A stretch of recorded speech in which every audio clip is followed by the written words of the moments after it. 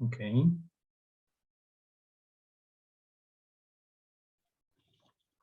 Buenas tardes a todos los que nos acompañan esta tarde. Sean muy bienvenidos. Les solicitamos tener sus micrófonos apagados en todo momento.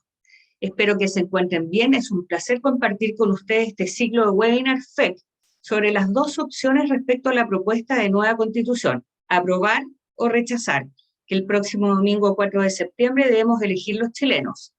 Para los que no me conocen, soy Verónica Cárdenas, coordinadora ejecutiva de FEC. Nuestro esfuerzo radica en conectar y potenciar a las familias empresarias que desean fortalecer su estrategia de trascender a través de las generaciones venideras y también poner sobre la mesa los temas contingentes como el que hoy nos reúne. Como FEC estamos seguros que es de vital importancia para votar informados, conocer ambas alternativas a través de quienes formaron parte de este proceso que comenzó el año pasado y también con abogados expertos técnicos en materia constitucional. Hoy le corresponderá presentar la opción apruebo a Benito Baranda Ferrán, uno de los 155 convencionales constituyentes que trabajó durante estos meses en la elaboración de la nueva Carta Fundamental. El año 1982 se casó con Lorena Cornejo, con quien tiene 6 hijos. Ambos decidieron construir su hogar en la comuna de La Pintana, donde viven hace 33 años. Es psicólogo y doctor en sociología. En 1981 comenzó a trabajar en el Hogar de Cristo, fundación de ayuda a personas en riesgo social creada por el sacerdote jesuita Alberto Hurtado. 10 años después fue nombrado como su director social y en paralelo armó América Solidaria, organización que promueve el voluntariado en proyectos relacionados con los derechos de la infancia y la adolescencia con el continente americano. En 2011, tras 30 años, deja el Hogar de Cristo para dedicarse a tiempo completo a América Solidaria como su presidente ejecutivo, tarea que finalizó cuando inició sus labores en el proceso constituyente. Para los presentes que tengan alguna pregunta en el transcurso del webinar, les pido que las hagan usando el chat de esta plataforma. Las iremos anotando y al final de la intervención de los expositores tendremos un espacio de preguntas y respuestas. Ahora, sin más, los dejo con Benito Baranda para que pueda hacer su presentación. Adelante, Benito. Muchas gracias, Verónica. Vamos a poner la presentación. Miriam, que me va a acompañar, va a poner la presentación allí. Gracias, Miriam.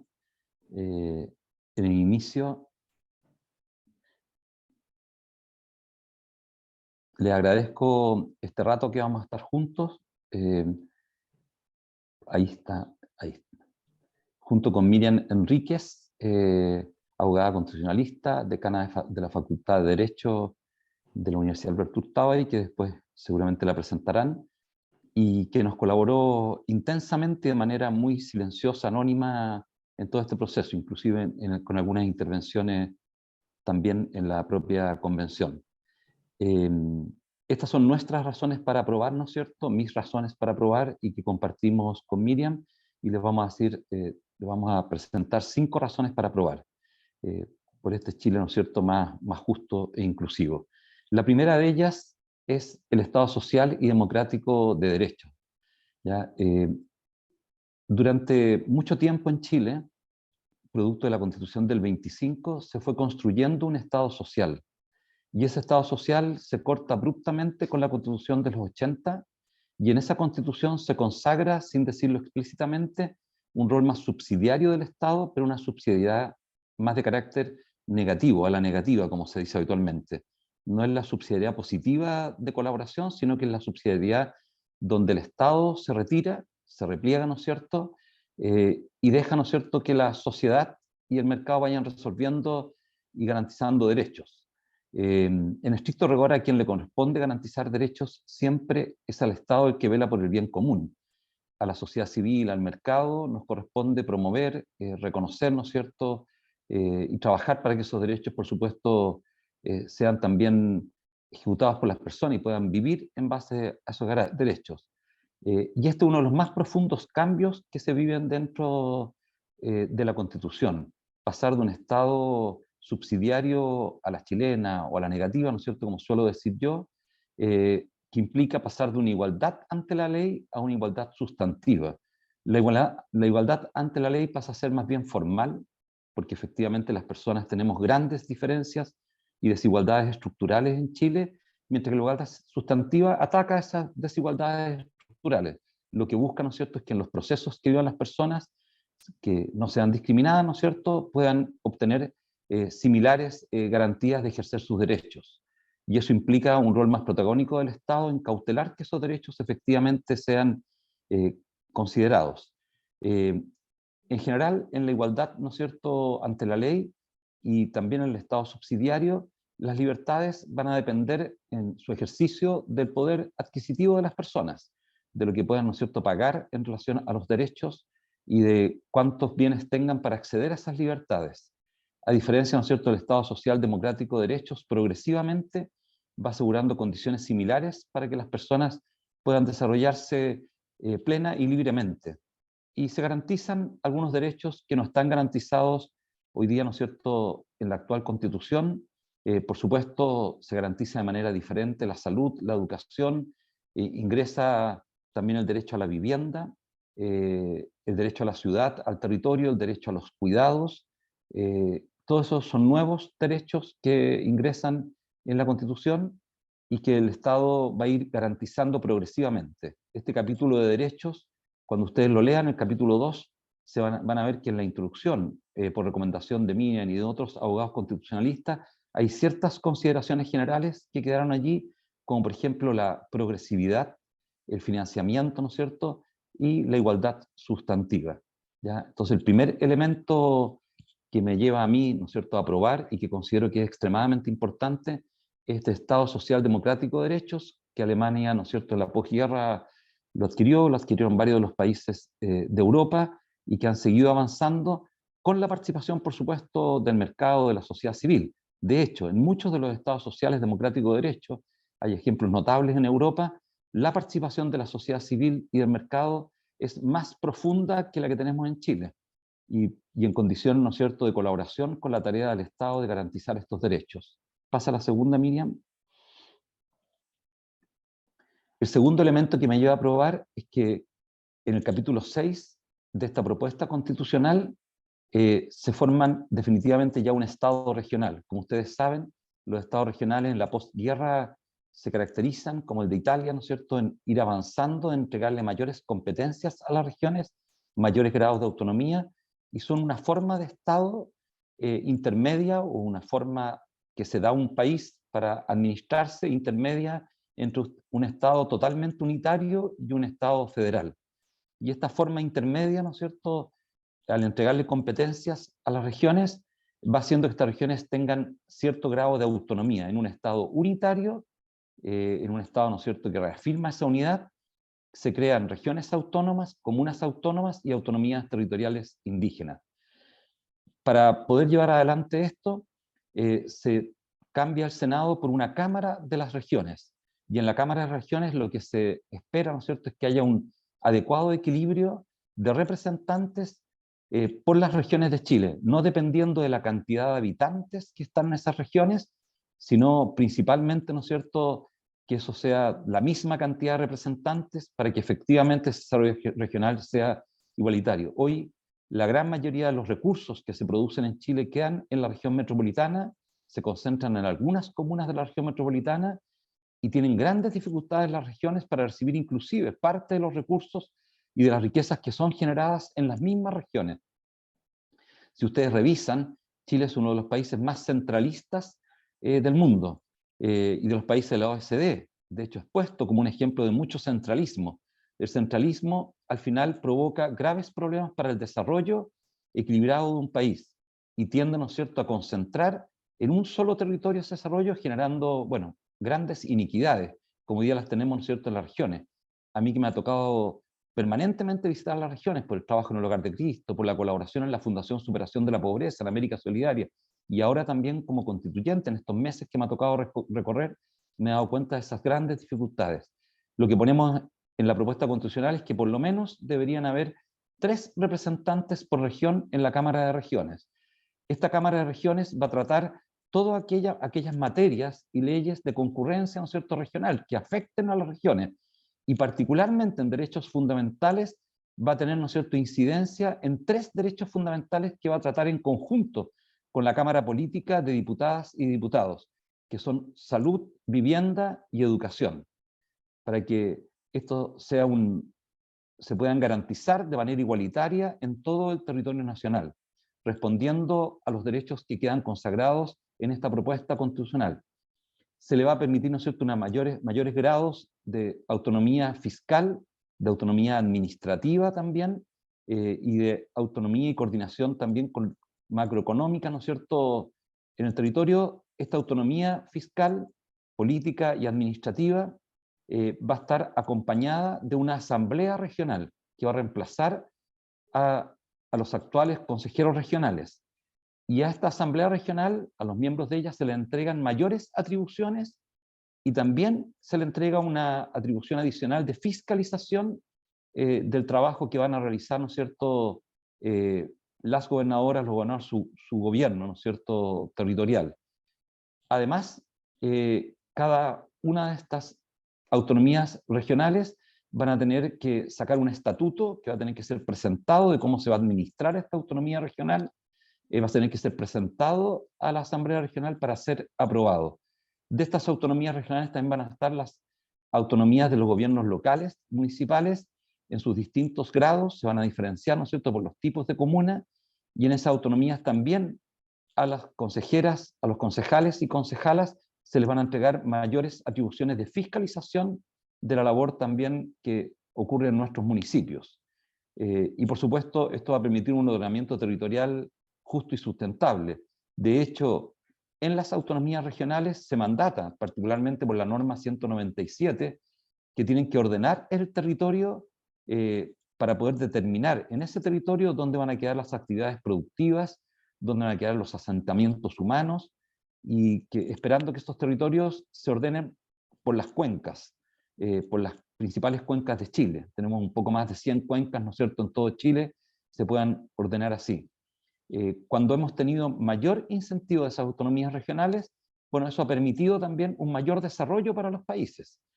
Quizás uno de los ejemplos que a mí me ha tocado ver más cercanamente por mi estudio y después por haber permanecido un tiempo terminando mi estudio de posgrado, es España, donde la uniformidad de la entrega, ¿no es cierto?, de los derechos fundamentales, particularmente salud y educación, tiene bastante equilibrio regional, no se diferencia, y en último tiempo también ha ido sucediendo lo mismo con vivienda. Y ocurre, por supuesto, con transporte, las propias inversiones que hay, ¿no es cierto?, se realizan más o menos de manera equitativa entre los territorios, siendo que hay territorios que tienen mayores ingresos, bastante mayores ingresos económicos que otros territorios por las propias actividades productivas. Y esto, bueno, por supuesto, permite un desarrollo equitativo y con justicia territorial, como varias y varios de ustedes saben, lo han escuchado. En la comuna donde yo me crié, en Las Condes, por cada una de las personas que viven en esa comuna, el municipio administra más o menos al año un poco más de 1 millón de pesos. Y en la comuna donde llevamos harto tiempo viviendo, que es La Pintana, el municipio administra por cada una de las personas que vivimos en la comuna aproximadamente 150.000 pesos. El transitar hacia una mayor equidad y justicia territorial no significa sacarle unos para entregarle a otros, sino ver cómo los instrumentos del Estado de recaudación permiten distribuir a través, ¿no es cierto?, de otros caminos mayor cantidad de recursos a los territorios que tienen menor cantidad de recursos y que por supuesto lo requieren para avanzar en su desarrollo por las características de esos territorios. La siguiente, Miriam. Bueno, además del Estado regional, ¿no es cierto?, y del Estado social democrático de derecho, lo que plantea esta Constitución es un Estado ecológico y una nueva relación con la naturaleza. Lo pueden leer ustedes en el capítulo 3, que es un breve capítulo, ¿no es cierto?, donde se definen los bienes comunes naturales, algunos que son inapropiables, ¿no es cierto?, y otros que pueden estar y pueden ser apropiables, pero tienen que ser protegidos, ¿ya? ¿A qué me refiero con esto, no es cierto?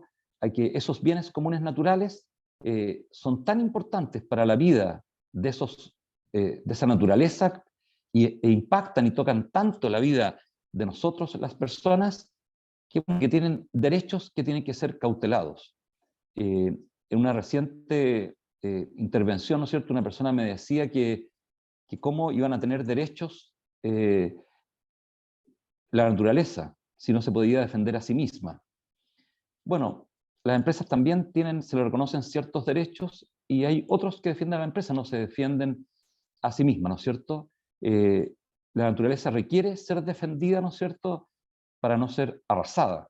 Chile es uno de los países que en el año se consume antes los recursos naturales de un año entero. En esa medida que se realiza internacionalmente, el mundo consume los recursos naturales en un año como a mitad de año, como en julio.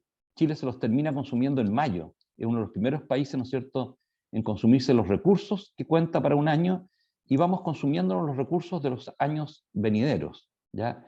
Esos derechos que son elencados, ¿no es cierto?, nos llevan a tener un estatuto del agua, un estatuto de los minerales, que ustedes podrán leer en el capítulo 3, ¿no es cierto?, y me podrán preguntar después, ¿ya?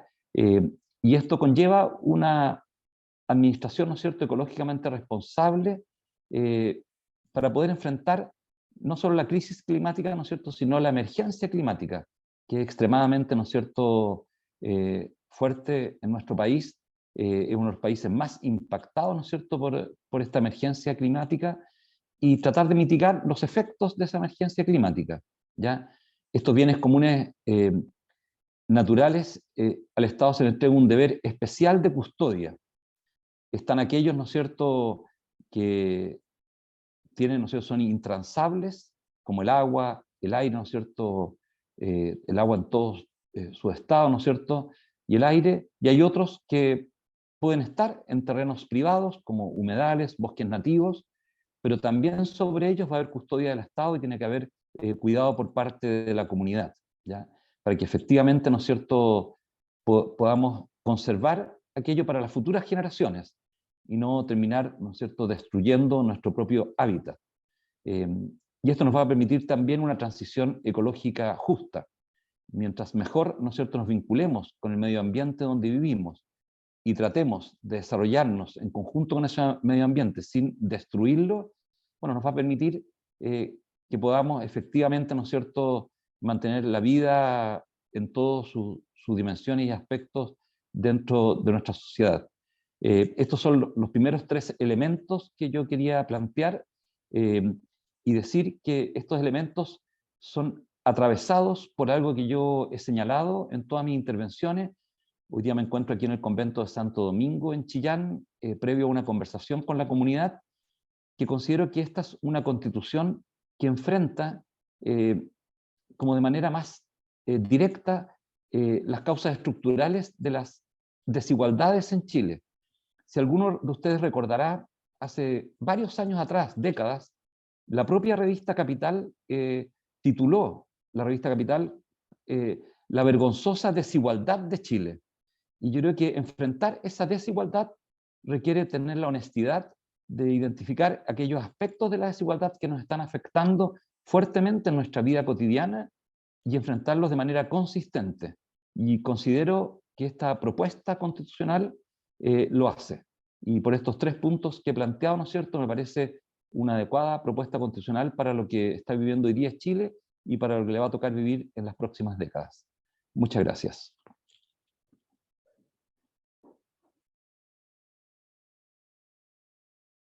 Muchas gracias, Benito, a ti. Para fe que es muy importante tener el punto de vista de una abogada constitucionalista para dar una visión técnica respecto a la propuesta constitucional. Por tanto, damos la bienvenida a Miriam Enríquez Viñas, doctora en Ciencias Jurídicas de la Universidad Santiago de Compostela, con estudios postdoctorales en la misma casa de estudio del año 2009. Es magíster en Derecho Público en la Pontificia Universidad Católica de Chile y abogada de la Universidad Nacional de Comahue, Argentina. Desde el año 2007 es profesora titular de Derecho Constitucional en la Universidad Alberto Hurtado y también profesora de Solución de Conflictos Normativos en los programas de magíster en Derecho de la Pontificia Universidad Católica de Chile y la Universidad de Chile. Dejo con ustedes a Miriam Enríquez para conocer su opinión en esta interesante temática. Bienvenida, Miriam. Muchas gracias, Verónica, por la presentación. Muchas gracias por la invitación a Familias Empresarias de Chile para estar con ustedes esta tarde. Y para mí siempre es un honor, un privilegio y un gusto compartir con Benito algunas ideas. Nos ha tocado trabajar ya tiempo juntos, y bueno, y las diapositivas dan cuenta que las podamos compartir, que estamos de acuerdo en todo lo que claramente ha señalado Benito. Voy a ver si no me defrauda aquí. Aquí están las diapositivas. Y yo quisiera enfatizar otros puntos que me parecen relevantes y que son razones muy sustantivas, de mucho peso para aprobar. Lo primero tiene que ver con una manera de repensar la democracia, en este sentido como una democracia paritaria, inclusiva, donde además las leyes se aprueban por mayoría, que creo que es uno de los cambios centrales que propone el texto constitucional. Y en quinto lugar, también porque la transición que nos va a acompañar de aprobarse el texto constitucional va a ser una transición que no va a implicar un desmantelamiento de lo que conocemos, sino que va a ser una transición gradual, progresiva, y por lo tanto el plebiscito es más bien un punto de partida y no de llegada, según sea lo que resulte. Voy a dejar de compartir porque veo que a veces me abandonan las diapositivas. Ya no ven, ¿no? Las diapositivas. Deme un segundito, ahí vamos con... Aquí vamos. Me siento más cómoda viéndoles a la mayoría las caras. Fíjense que la primera de las cuestiones que me refería es que hay un cambio a propósito de la democracia. Una de las cuestiones que señala el texto constitucional en el artículo primero es que Chile, además de ser un Estado social y democrático de derecho, como enfatizó Benito, es que también va a ser una democracia paritaria e inclusiva. Si ustedes han tenido oportunidad de revisar el texto, van a identificar que hay 388 artículos permanentes. De esos 388 artículos permanentes, porque hay luego una serie de disposiciones transitorias, 30 de ellos corresponden a temáticas de género. Esto es un dato bien importante porque da cuenta que el número de normas relativas a las temáticas de género es bastante central en el texto constitucional. Y estas normas de género comienzan justamente en el artículo primero hablando de una democracia paritaria e inclusiva. Hay luego otras referencias a propósito de los principios, a propósito de los derechos, lo que tiene que ver con la participación democrática, el buen gobierno, la función pública, el Estado regional, y también a propósito del poder ejecutivo, del poder legislativo, de los sistemas de justicia y de los órganos constitucionales autónomos. Por lo tanto, la temática de género es una cuestión transversal en la propuesta de texto constitucional. Y eso de alguna manera nos va a dar cuenta cómo eventualmente la aprobación del texto constitucional va a implicar un cambio sustancial de la perspectiva democrática y también para la vida de las personas, particularmente las mujeres, las niñas y las adolescentes. A propósito de la democracia, nosotros vemos que hay un cambio importante de paradigma porque se establece una democracia paritaria e inclusiva, y esto va a suponer una nueva forma de concebir la democracia. Si nosotros hiciéramos una pregunta aquí, entre los que están presentes, seguramente dirían que una democracia implica tomar decisiones por mayorías. Esa es como una definición general de democracia. Elegimos a nuestros representantes y nuestros representantes toman decisiones por las mayorías. Sin embargo, cuando hablamos de democracia paritaria, además agregamos una, digamos, dimensión de la democracia que implica que la democracia es un espacio en el que deben acceder y comparecer a tomar decisiones de manera equilibrada hombres y mujeres. Es además, y así lo refleja la propuesta de texto constitucional, una responsabilidad del propio sistema democrático para que esa concurrencia equilibrada ocurra. Y ello se refleja, y aquí justamente lo que seguramente muchos han escuchado, en la idea de una paridad en los órganos del Estado. Esa paridad se ve reflejada, por ejemplo, en la integración y en la composición del Congreso, de diputadas y diputados, en la Cámara de las Regiones, que nos ha explicado Benito, en los tribunales y en el sistema y los sistemas de justicia, y en los distintos órganos constitucionales autónomos. Otro reflejo, no solamente en la democracia, que yo quisiera enfatizar como una razón también muy importante para aprobar, y que ya Benito introducía a propósito de la igualdad, no solamente formal, sino que también sustantiva, tiene que ver con los derechos que la Constitución reconoce especialmente a las mujeres. No son tantos como se ha pretendido señalar y que además generarían una situación preferente, sino que algunos que están vinculados, por ejemplo, con la maternidad, y eso permite, por ejemplo, a las mujeres privadas de libertad a ejercer ciertos derechos como el cuidado y la lactancia, y otros derechos vinculados con la violencia de género, porque justamente son las mujeres, las niñas y las adolescentes y las diversidades las principales víctimas de violencia de género. Luego hay otra serie de derechos que se reconocen a todas las personas sin distinción, y claramente aquí la comisión donde estuvo Benito hizo un gran esfuerzo por diferenciar los titulares de los derechos fundamentales, que, como el derecho a los cuidados, el derecho a la educación, a la salud, a la seguridad social, a los derechos sexuales y reproductivos, se plantean como un derecho de todos, pero con un enfoque de género. ¿Y qué supone que exista un enfoque de género? Es dar cuenta que las relaciones entre las personas son relaciones asimétricas, y que por lo tanto tienen que haber una identificación de esa asimetría, justamente para evitar la discriminación y para tomar medidas que transformen esas situaciones de desigualdad y de discriminación.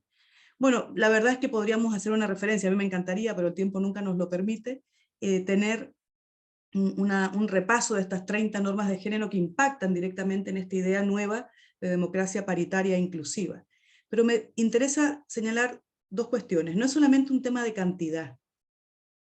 O sea, 30 normas de 388, prácticamente el 8% del texto constitucional son normas de género.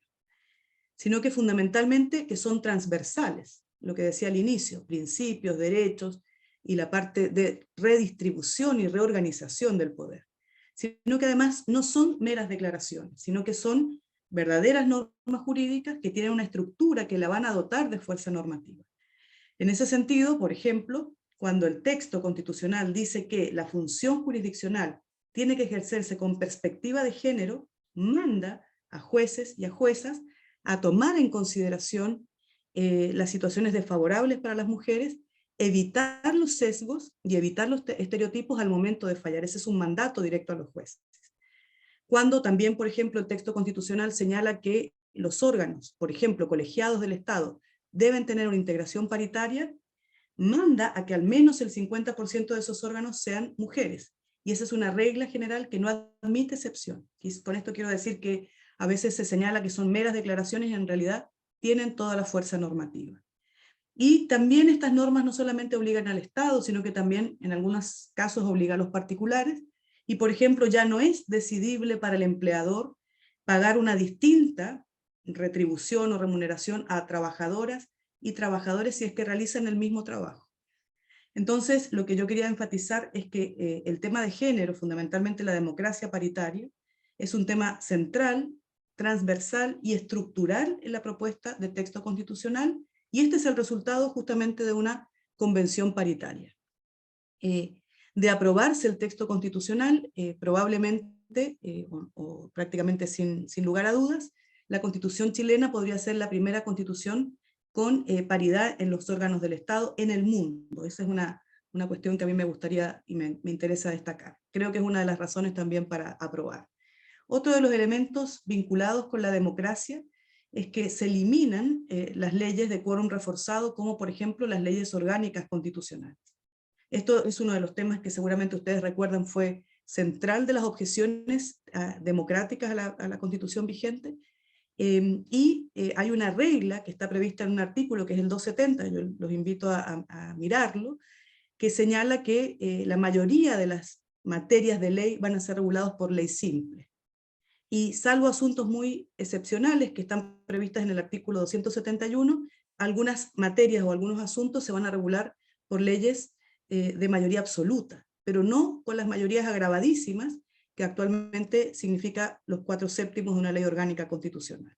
Por lo tanto, la ley simple no es ya la categoría residual, sino que es la regla general. Y esto produce varios efectos. Por lo pronto, recoge el principio democrático y simplifica y reduce los tipos de ley, que generan muchas dificultades al momento de interpretar y hacían tan necesario un tribunal constitucional que ejerciera un control previo.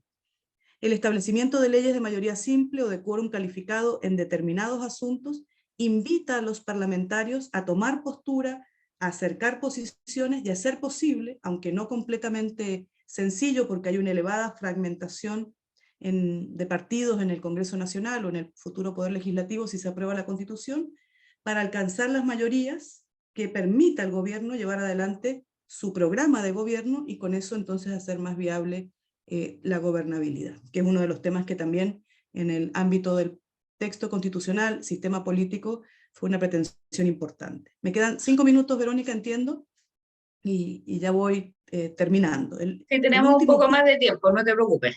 Perfecto, entonces no me apuro. Una de las cuestiones que me interesa destacar tiene que ver con la transición gradual.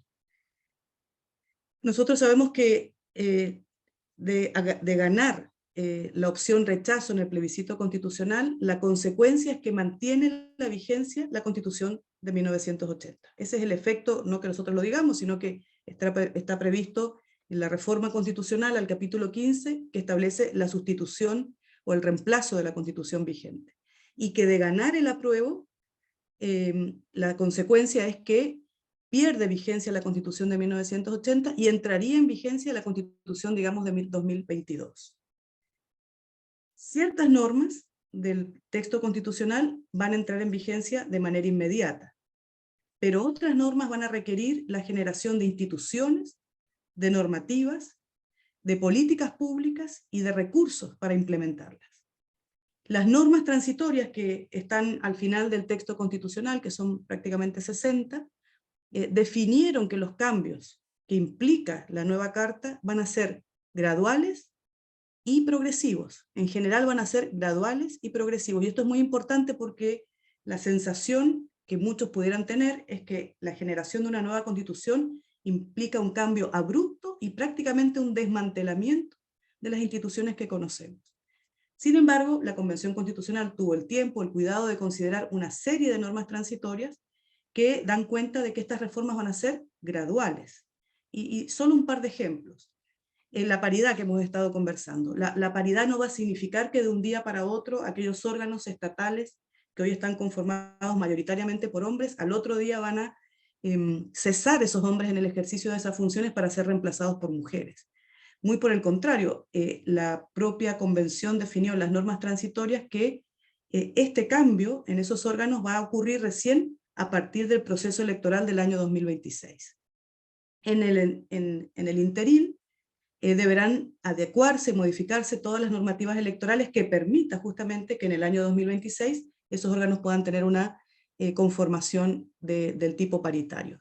Recordemos que paritario es al menos el 50% de la integración de mujeres. Y también aquellos órganos que no se van a renovar por procesos electorales, la regla de paridad se va a aplicar progresivamente a partir de las nuevas designaciones o de los nuevos nombramientos que se vayan requiriendo. Otro ejemplo de la gradualidad y del cambio progresivo es todos aquellos sistemas nacionales. Pensemos que el texto constitucional propone un sistema nacional de educación, un sistema nacional de salud, un sistema integral de los cuidados, y así varios de los derechos sociales están contemplados y abarcados en la lógica de sistemas. Lo que hace la propuesta del texto constitucional es indicarle, por ejemplo, a quien tenga la potestad de iniciar un proyecto de ley, cuál es el plazo para poder iniciar ese proyecto. 6 meses, 12 meses, 24 meses, y luego todo un tiempo estimado para una tramitación. Con todo, hay algunos que han sostenido que el llevar adelante estas reformas que son sustantivas implicarían prácticamente una generación. La cuestión es qué es una generación. Yo he estado indagando qué implica, y para algunos son 6 años, para otros 4 años, para otros 10 años, pero lo que yo les quisiera significar y transmitir, que esto no va a ser algo impensado, irreflexivo, sino que algo que va a requerir que justamente el legislador regule, desarrolle, piense, acuerde, y por supuesto deberá considerarse una institucionalidad más robusta y generar nuevos recursos para sustentar estos cambios. Y por otro lado, y podría parecer menos importante, pero yo estimo que es de la máxima importancia, las normas transitorias señalan cómo los aplicadores del derecho, los jueces y los órganos de la administración del Estado, resolverán los asuntos sometidos a sus conocimientos mediante la aplicación de las nuevas normas o la no aplicación de las normas que están vigentes pero que son contrarias al texto constitucional. Y para este asunto, las normas transitorias constitucionales previstas en el texto no han contemplado una sola vía, que podría haber sido una alternativa, sino que contemplaron un paquete de alternativas. Por lo pronto, mientras no haya una derogación expresa de parte del legislador, todas las normas legales y reglamentarias mantienen su vigencia hasta que no ocurra una derogación legislativa posterior. Con esto yo quisiera transmitir tranquilidad, porque uno se podría preguntar, ¿qué hace un juez al momento de resolver un conflicto que está sometido a su conocimiento? ¿Cuál es la normativa que aplica? Inmediatamente las normas quedan derogadas, se interpretan, en fin, y las normas transitorias señalan que las normas actuales mantienen su vigencia hasta tanto el legislador no las derogue de manera expresa. Si de todas maneras el legislador no actuara en el tiempo, digamos, más próximo, es la Corte Constitucional, que está prevista también en el texto constitucional, el que podría declarar una inconstitucionalidad sobrevenida, así se llama en términos técnicos. Y también permite a los jefes de Estado, a los jefes de los servicios de la administración del Estado, o de los distintos órganos del Estado, adaptar la normativa reglamentaria a la nueva carta, e incluso hay una alternativa de iniciativa popular de derogación de leyes que se materializa a través de un referéndum constitucional. Con esto quisiera terminar y significar que la aprobación en el plebiscito de ratificatorio es el punto de partida, no de llegada, de la implementación de los nuevos contenidos constitucionales. Y no se va a tratar de un cambio abrupto ni inmodificable como algunos nos han invitado a considerar. Muchísimas gracias nuevamente por la invitación. Queremos dar las gracias a Miriam y Benito por sus interesantes puntos de vista en este tema tan relevante para cada uno de nosotros y nuestro país. Ahora tendremos una sección de preguntas y respuestas. En esta oportunidad, Andrés Vidal Infante, nuestro presidente ejecutivo, moderará esta etapa del webinar. Andrés, por favor, adelante. Muchas gracias, Verónica. Bueno, gracias a Benito y Miriam. La verdad que ha sido muy interesante esto que nos están mostrando. Yo creo que es un paso más para el conocimiento de mucha gente. Ahora, importante también es esto, acá tengo los dos ejemplares de las constituciones, la que está vigente y la propuesta. Importante leérsela también para ver y poder seguir todos estos elementos que nos iban contando, los artículos. Así que, bueno, yo invito a todo el mundo que pueda a leérsela, ¿no? Y ir a votar el día 4 con ambas leídas en lo posible.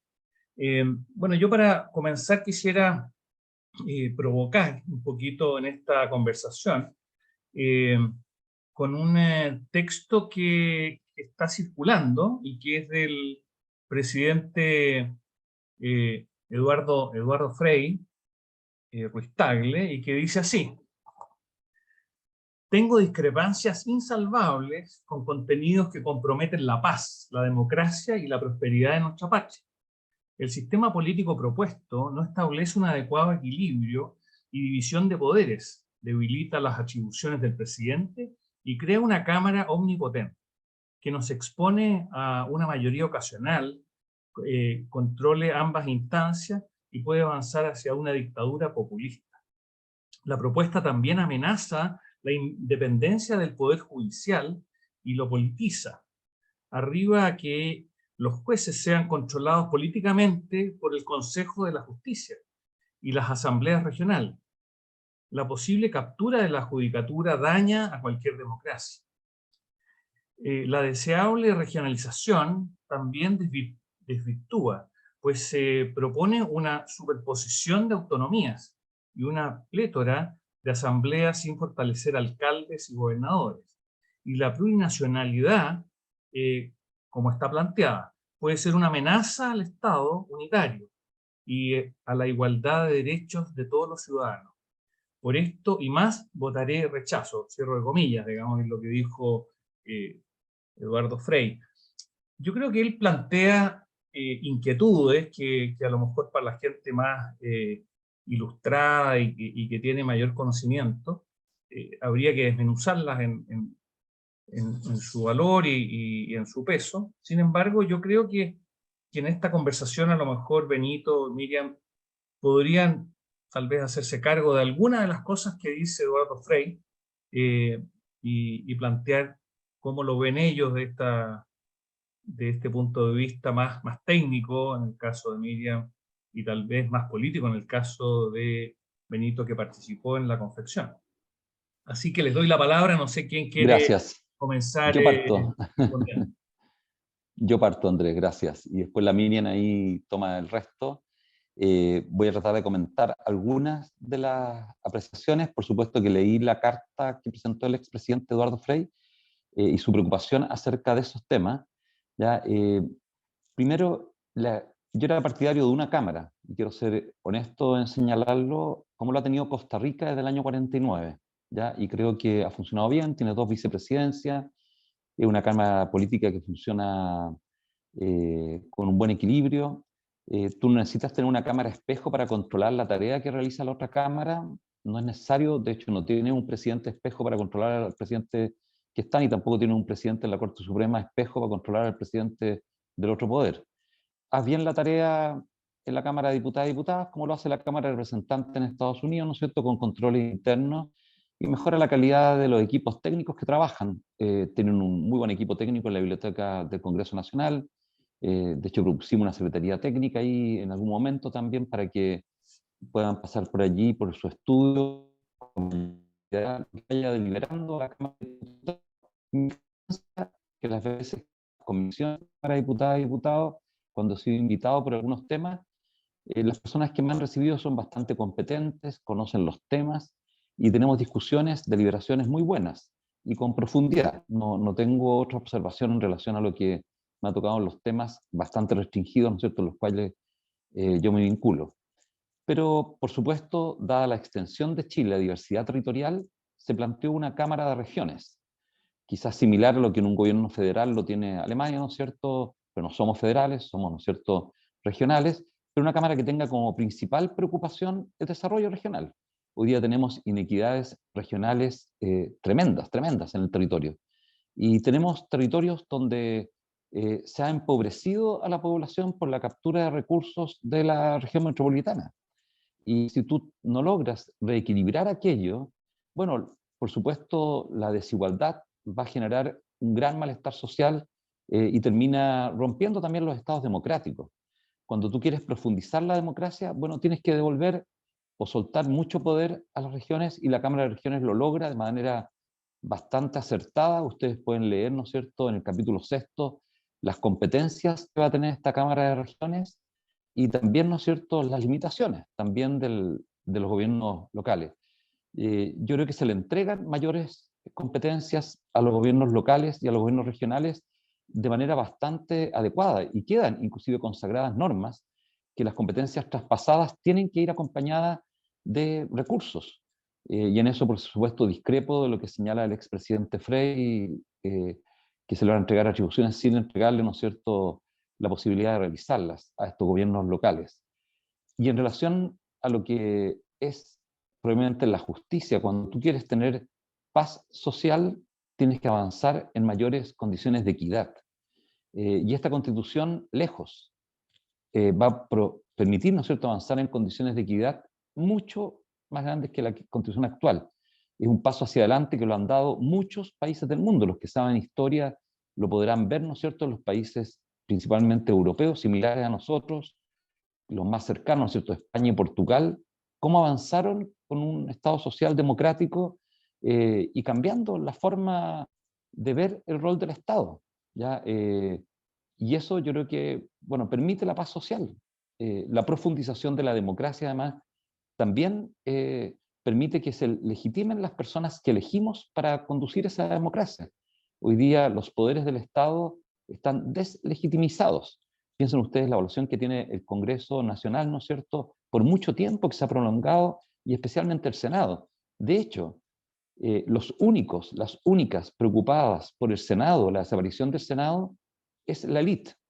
Yo en todos los 3 meses que llevo recorriendo Chile, conversando con la gente, nunca me han preguntado por el Senado. Al contrario, en regiones han aplaudido a la Cámara de Regiones, ¿ya? Entonces, yo creo que más que criticar la desaparición del Senado, hay que preguntarse si esa institución que ha durado 200 años es necesaria para los próximos 20, 30, 40 años para Chile.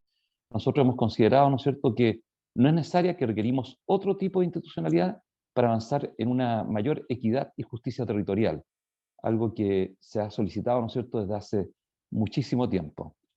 Adelante, Miriam. Bien. Gracias, Benito, para complementar, porque creo que Benito tocó prácticamente todos los asuntos y todos los puntos que señala el presidente Frei en su carta. Yo me quisiera enfocar en las primeras afirmaciones, a propósito de lo que leyó Andrés. Perdón, él plantea en la parte inicial que también esto Sí, va en contraposición a la democracia, habla de la palabra democracia, no sé si eso te quieres hacer cargo o lo dejamos. justamente era a lo que quería referirme.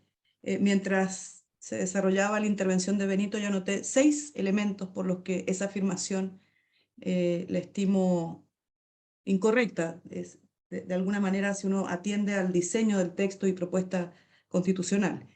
Lo primero es que había un diagnóstico más o menos compartido antes del inicio de este proceso constituyente. Pensemos que previamente hubo otro proceso constituyente liderado por la presidenta Bachelet, que es que en Chile existe y está vigente un tipo de gobierno que es un presidencialismo reforzado y para muchos incluso un hiperpresidencialismo. Es decir, en la distribución de poderes hay una mayor concentración de todo tipo de poderes en el presidente de la República, que ejerce la función de administración de gobierno y es el jefe de Estado, y una menor generación de poder en el Congreso Nacional, que no comparte ni la responsabilidad ni la tarea en el gobierno, sino que fundamentalmente en el ámbito legislativo, igualmente acotado, y también en el ámbito de la fiscalización. Entonces, el diagnóstico era que había una concentración excesiva del poder en el presidente de la República. A eso atendió en la propuesta de cambio al sistema político. Entonces, el problema es cuando el poder se concentra en una autoridad.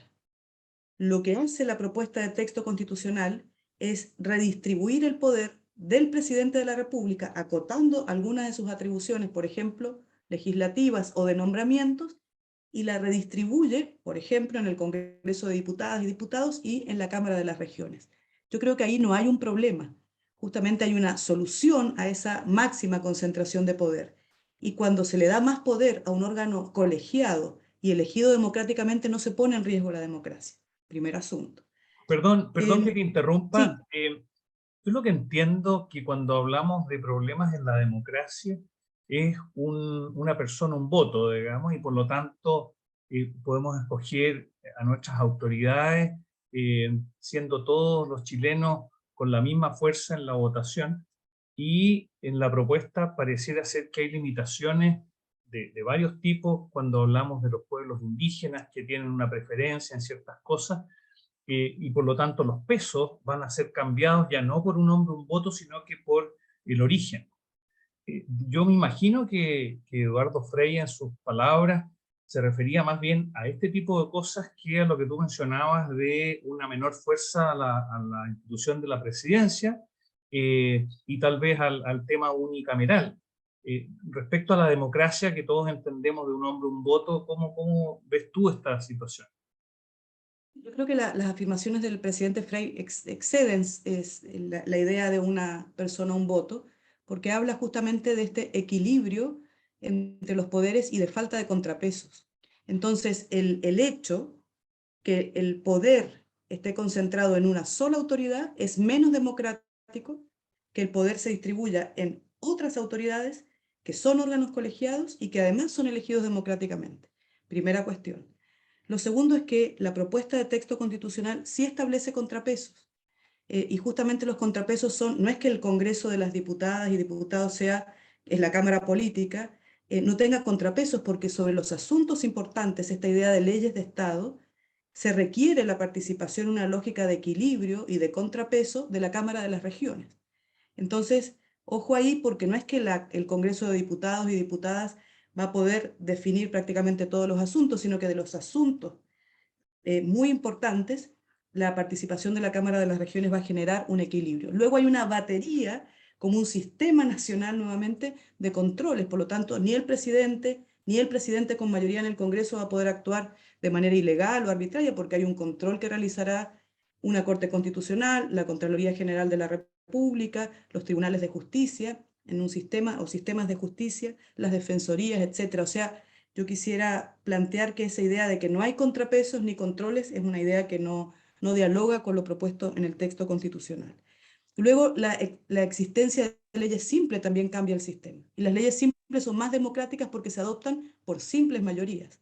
Porque cuando las leyes exigen mayorías calificadas, como por ejemplo 4/7, 3/5, 2/3 o lo que fuera, al final quien se impone son las minorías. Eso es más complejo a propósito de lo que estamos conversando, y justamente las leyes simples lo que hacen es situar en esta regla democrática que las decisiones se adoptan por simples mayorías y excepcionalmente por mayorías calificadas. No es tan sencillo para el presidente, y eso que se habla como una suerte de posible dictadura legal, que el presidente que tiene mayoría en el Congreso haga lo que quiera, porque hay límites, porque hay controles, porque hay contrapesos, y porque además eso no es tan sencillo considerando que el poder legislativo, el Congreso Nacional actual, está altamente fragmentado, o sea que tampoco es una tarea tan sencilla. Y además, porque al inicio el diagnóstico también era el problema de gobernabilidad, o sea, con esta lógica de leyes simples, lo que se genera es un mayor acercamiento entre los parlamentarios, una posibilidad de tomar acuerdos, en fin, y una mayor gobernabilidad porque el presidente podrá llevar adelante su plan de gobierno. Yo creo que se profundiza la democracia. La propuesta profundiza la democracia porque invita a nuevos actores, se redistribuye el poder, participan las mujeres en esta idea de paridad, porque se crean nuevos mecanismos de participación democrática, mecanismos de democracia popular, como nuevamente son un grupo, una batería de iniciativas populares, consultas e incidentes, referéndum regionales y locales, el reemplazo constitucional, las iniciativas populares, la revocatoria de ley, etc. O sea, hay un conjunto de mecanismos de democracia semidirecta que están previstos. Y para atender esta idea de un voto, una persona, un voto, esa idea yo diría que es menos democrático. Que las mujeres, por ejemplo, estén subrepresentadas en los órganos colegiados, como por ejemplo el Congreso Nacional. Yo creo que el mandato democrático exige que las mujeres estén presentes, no subrepresentadas, sino que igualmente representadas que los varones en órganos de elección popular. Los escaños reservados, yo creo que es justamente de las cuestiones que están más sobre la mesa a propósito de las críticas, hacen referencia a otra manera de entender la representación, que es una representación descriptiva de la sociedad. Es decir, si en la sociedad hay un 17% de indígenas y un más de 50% de mujeres, ellos también tienen que estar representados de manera equilibrada en estos órganos. Son más de 7 puntos, así es que prefiero mantener los minutos que restan para otro asunto. Estamos bien, tenemos hartas preguntas, la verdad, así voy a tratar de apurarme y ustedes también ir yendo a los puntos para ver si alcanzamos a hacer una gran cantidad de respuestas. Acá tenemos una participación desde Venezuela, Pablo Aure, que mandó lo siguiente, dice: podemos redactar un libro de 500 páginas con las preguntas, porque yo te digo, bueno, preguntas que me puedan ayudar. Ya pasamos por eso, dice, 2 veces. A la primera se aprobó y dio origen al socialismo del siglo XXI, que nos tiene al final de todos los indicadores económicos, salvo los de corrupción y pobreza en que estamos punteando. Y la reforma que iba a terminar con la economía de mercado, la propiedad privada, la libertad de opinión, la educación libre y la patria potestad de nuestros hijos, la pudimos frenar. Las preguntas que deben hacerse son: ¿cuál es el verdadero espíritu de la reforma? Como primera pregunta. ¿Cómo hacer para no seguir el camino de la dictadura de Cuba, Venezuela y Nicaragua? La segunda. Y la tercera, ¿cómo detener si hubiese una nueva constitución que nos llevara a eso?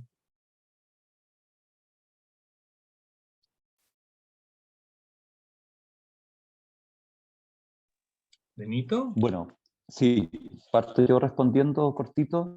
Sí, El eso espíritu de las vamos lo más reformas, corto que se pueda el, y de lo que se pueda el espíritu, contestar. De repente hay cosas que sencillamente no claro, puedo responder a todas las preguntas, pero aquellas que tú veas que tienen alguna relación con lo que te tocó trabajar aquí en la perfecto. convención. El espíritu de la reforma, y la persona que manda la pregunta, pues, lo invitaría a que lea la Constitución, que se aproxime a ella, ¿no es cierto?, es alcanzar mayores grados de equidad y justicia en Chile, que podamos seguir avanzando como país, y que eso lo hagamos de manera democrática. Y con eso respondo, ¿no es cierto?, las otras dos afirmaciones o preguntas, ¿no es cierto?, que hay. Bueno, yo creo que se equilibran bastante bien los poderes adentro, se da participación democrática, Y esto se ha construido de manera democrática, a diferencia, ¿no es cierto?, de otros países que él señala, donde dictaduras lo han terminado construyendo. Los controles internos que tiene esta Constitución impiden que eso ocurra. Y Miriam a lo mejor puede decir algo más. Gracias. Muy corto, yo creo que no son realidades asimilables. Yo lo que destacaría de este proceso constituyente del chileno es que está en el marco de un proceso institucional, participativo, representativo y fundamentalmente democrático. Y todos esos elementos difícilmente puedan ser equiparables al contexto que relata la persona que nos hace la pregunta. Una fuerte incidencia de un gobierno intentando un cambio constitucional es bien distinto a este proceso que ha pasado por dos gobiernos, por distintos ciclos políticos y que tiene una configuración y un diseño que creo que cumple con todos los elementos que acabo de señalar. Insisto, democrático, participativo, representativo, inclusivo y un largo etcétera. Perfecto. Acá tenemos otra que nos hace Luis Lebrini, el chileno. Dice, el 18 de octubre de 2019 explotó la violencia y el odio entre los chilenos. Con el fin de calmar al país nació el proceso constituyente, que muy por el contrario dividió más a la gente. ¿Qué podemos esperar en el futuro? Gracias, Luis, por la pregunta. Esto me lleva a una reflexión que yo he hecho desde el momento del estallido social, que hay que ver los orígenes del estallido social, ver las raíces. Uno cuando trabaja, ¿no es cierto?, en psicología, en sociología y también en economía, ve de dónde se originan los conflictos y busca resolver esos conflictos. Y una de las dificultades que hemos tenido en Chile en el último tiempo es no poder conducir adecuadamente el enfrentar las desigualdades más de carácter estructural. Yo cuando cité la revista Capital, ¿no es cierto?, que fue hace, yo creo que unas 2 décadas atrás ese titular, lo decía porque justamente esa percepción de esa desigualdad en algún momento iba a reventar, iba a causar lo que causó. Y creo que eso es lo que fue provocando, ¿no es cierto?, el poder llegar a lo que llegamos. Y esta Constitución, si ustedes la leen adecuadamente, ¿no es cierto?, y con tranquilidad, se van a dar cuenta que no le quita el cuerpo a esos conflictos. Al contrario, busca la manera de conducirlos democráticamente para resolverlos y no para esconder la cabeza como la avestruz debajo de la tierra, ignorarlos para que revienten, ¿no es cierto?, en 10 años más o en 15 años más. Gracias. Perfecto. Acá tenemos un comentario y preguntas de Sebastián Valenzuela. Dice, señor Baranda, esta ya está con nombre y apellido, está dirigida a ti. Usted siempre ha sido cercano a la iglesia y, por cierto, a la problemática social. Quisiera consultarle lo siguiente. Son 3 puntos acá. ¿Se siente satisfecho con el trabajo realizado en la convención? La primera. ¿Está de acuerdo con la proposición sobre el aborto consignada en el borrador propuesto? Y por último dice, ¿le parece responsable las promesas sociales sobre, comillas, casas dignas, salud, educación, etcétera, que el país no está en condiciones de financiar, por lo que de aprobarse generará frustraciones y desencanto en los sectores más modestos? Sí, muchas gracias, Sebastián. Lo primero, estoy muy satisfecho, voté la totalidad de las normas a favor, también las normas transitorias, salvo justamente en relación a la segunda pregunta, la norma 61 acerca de los derechos sexuales y reproductivos, el inciso segundo donde hablaba de la interrupción del embarazo. Yo estoy de acuerdo con los derechos sexuales y reproductivos, pero al igual que Roberto Celedón, que abogado católico, decidimos abstenernos porque incluía la interrupción del embarazo y consideramos que eso era una discusión que correspondía más al Parlamento. Es el único inciso, ni siquiera norma, que yo me abstuve, ¿ya? Y el resto de esa norma, por supuesto, que la aprobé, ¿ya? Y estoy muy satisfecho. De hecho, cuando leo el texto, que me ha tocado leerlo todos estos 3 meses, cuando lo he presentado, creo que es un texto que le va a hacer un bien enorme a Chile. En relación a las promesas sociales, justamente en Puerto Natales, hace una semana atrás, vi las casas sociales que el Estado está construyendo con el DS-49 y que las construyó la constructora Salfa. Y son casas preciosas, son casas dignas y que se asocian mucho a los derechos que están contemplados, al derecho a la vivienda que está contemplado en el artículo 51, especialmente en el inciso 2, que se hablan de sus atributos. Y acerca del financiamiento, bueno, quiero señalar que acerca de ello ya Miriam respondió, ¿no es cierto?, y habló de la gradualidad y progresividad que quedaron justamente al inicio del capítulo de derechos fundamentales. No son promesas, la gente sabe que va a hacer esto de manera gradual. Yo lo vengo conversando hace mucho tiempo con muchísimas personas de los sectores populares y lo entienden así, que la Constitución tiene un impacto progresivo. Les pongo siempre ejemplo, la ley de inclusión primaria que se aprobó en 1920, lo que costó que Chile llegara a 6 años de escolaridad, ¿ya? Y eso lo pongo permanentemente de ejemplo. Pero además les hago referencia a la norma 185, que habla también, ¿no es cierto?, de la justicia tributaria, que también invitaría a leer. Muchas gracias. Gracias. En honor al tiempo, la verdad que tenemos preguntas en el chat.